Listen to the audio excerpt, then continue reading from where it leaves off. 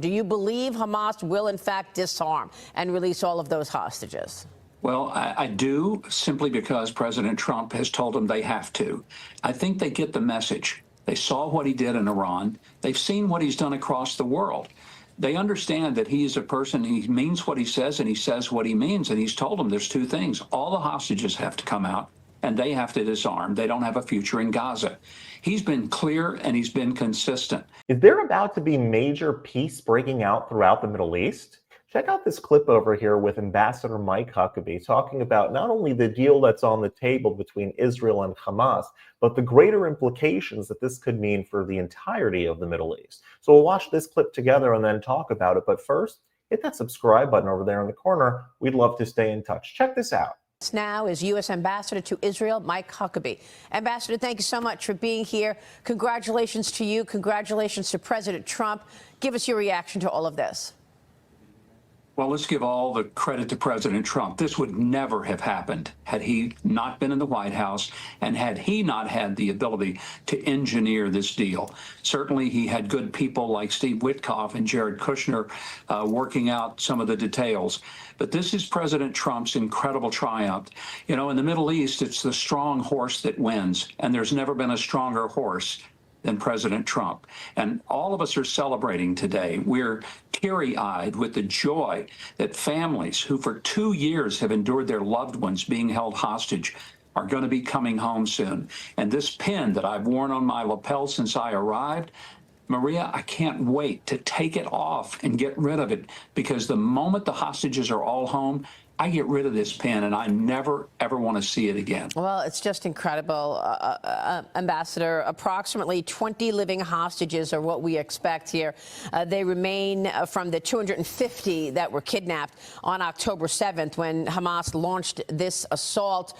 What are you looking for to ensure that they keep to the plans and, in fact, do disarm? Do you believe Hamas will, in fact, disarm and release all of those hostages? Well, I do, simply because President Trump has told them they have to. I think they get the message. They saw what he did in Iran. They've seen what he's done across the world. They understand that he is a person, he means what he says, and he says what he means. And he's told them there's two things. All the hostages have to come out, and they have to disarm. They don't have a future in Gaza. He's been clear, and he's been consistent. And if they don't believe him by now, they never will. But I think that with the help of the Egyptians, the Turks, and the Qataris, everyone has been at the table trying to say to Hamas, this is it. You don't have another chance. And don't mess with President Trump, because he's not playing with you.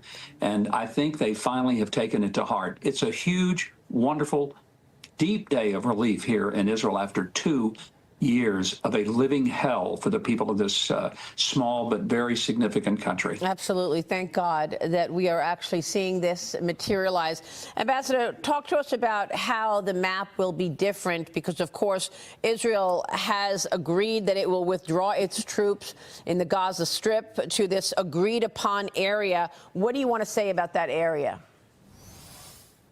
Israel has never wanted to go back into Gaza and to take it under their control. They want a security parameter. That's what they're going to insist upon.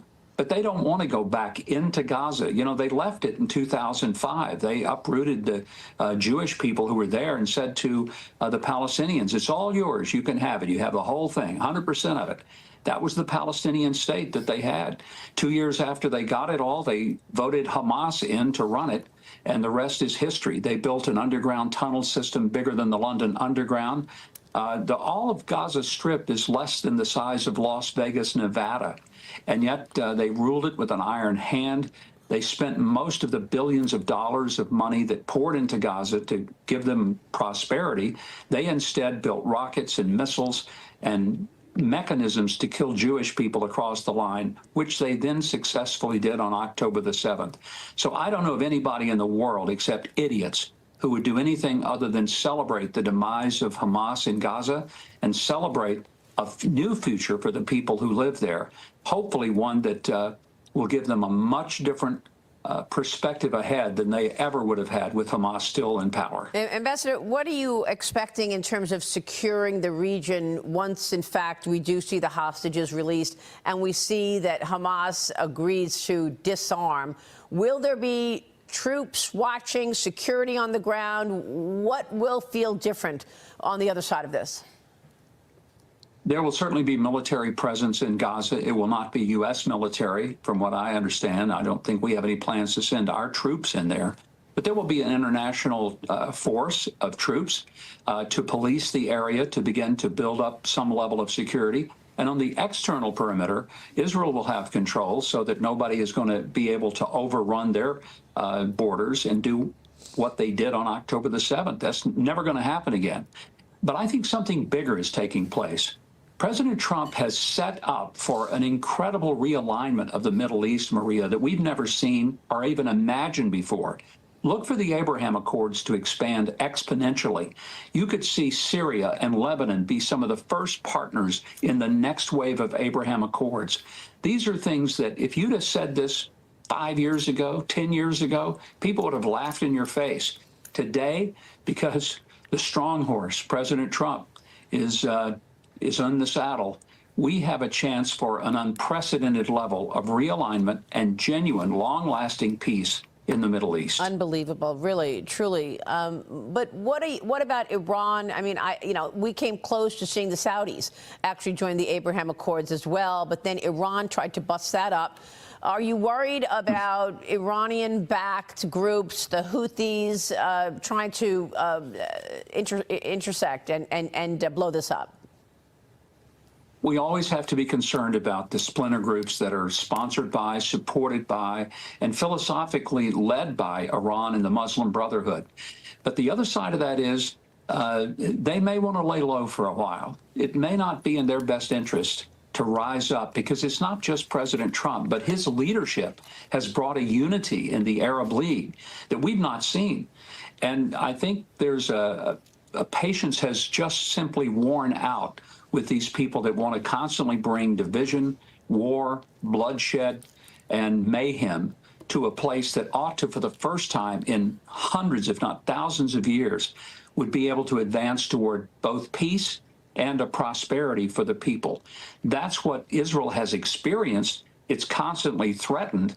Wouldn't it be nice to see it happen in the rest of the Middle East and ultimately the world? Absolutely. Israeli Prime Minister Benjamin Netanyahu said that he's going to be holding a vote with his government to ratify this deal today. You've got a statement from Hamas thanking President Trump.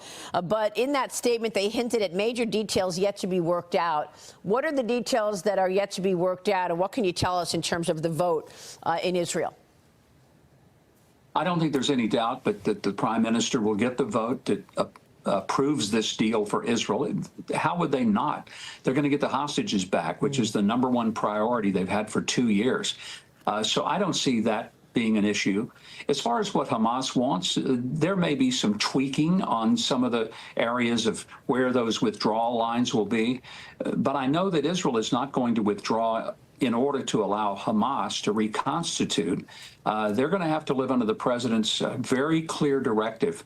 They have to disarm. They have to plan on exile. They're not going to have a future in Gaza any more than the Nazis had a future in Germany after World War II. And what about the list of Palestinian prisoners to be released in exchange for the rest of the hostages? What are you expecting? I mean, it's incredible the number of Palestinian prisoners that Israel will be forced to release as well. No question that's the heartburn, and it will be for a lot of Israelis, realizing that some of the worst will end up getting out of prison where they really belong. But that's the price that will be paid to get the hostages out, which shows the difference. Israel is willing to do extraordinary things to save their innocent civilians. Hamas, they're willing to do evil things, even kill their own civilians, just in order to free terrorists. It's quite the contrast, and the whole world, I hope, will see it. And I hope the people that have been screaming in the streets of America, screaming out pro-Hamas nonsense and from the river to the sea, I hope they watch this carefully and they pick a new side than the side they've been marching for. Ambassador, you're coming to us right now live from Israel. Can you give us a sense of what the backdrop feels like to you? People out in the street, how are you assessing the backdrop today? Elation, excitement, gratitude toward President Trump and toward Prime Minister Netanyahu. But everyone here clearly feels a sigh of relief, the likes of which I have not seen. It hasn't been here in 2 years. And I think the other thing you're going to feel is this real sense of which Israelis understand that their resilience, their resolve, their patience has finally paid off, and their people are going to come home. I wish all of them would have come home alive. I wish there was never 1,200 that were massacred by the savages of Hamas. But today there is deep gratitude, and my phone has blown up with messages with people just saying, please tell President Trump we love him, we thank him. It wouldn't have happened without him. And to all of those things, I say amen and amen. Yes, absolutely. Amen. And real quick before you go, interesting to note that President Trump was able to get this first phase of a peace deal across without the promise of statehood for the Palestinians. Yeah, I don't think that was going to be on the table because there's a whole lot of cultural things that have to happen, reforms, before that's even going to be discussed. But sure, what had to happen was the hostages had to come home, and Hamas has to decide they don't have a future in Gaza. Those were the conditions President Trump put forth. He never wavered from them. That's what makes it so effective. He never, ever blinked. And because of that, that's where we are today.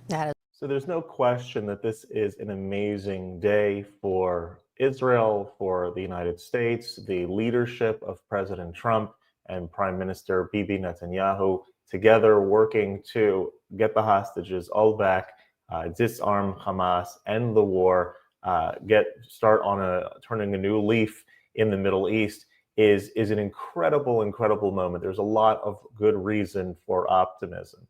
Now, again, this deal is not perfect. I don't think that there would be a perfect deal when you're in a terrible situation and trying to figure out an off-ramp. You have to take as best as you can get. There was going to be no perfect deal. At the same time, we have to acknowledge that there's a lot of reason for optimism. This deal does achieve the two main focuses that were the goal of the war the entire time, which was the retrieving the hostages and decimating Hamas, removing them from power. And so with those at the forefront and peace, the potential of peace in a broader aspect of the Middle East, with Lebanon and Syria, perhaps Saudi Arabia, and other countries are being talked about that aren't even in the Middle East, but would be a part of this. Indonesia, I heard come out. I mean, like this, there's a lot of amazing potential for the Middle East to be reshaped in a new way, and it's a beautiful thing to see. God willing, it will stick. These groups are crazy, and these groups are not bound by the ink that they sign.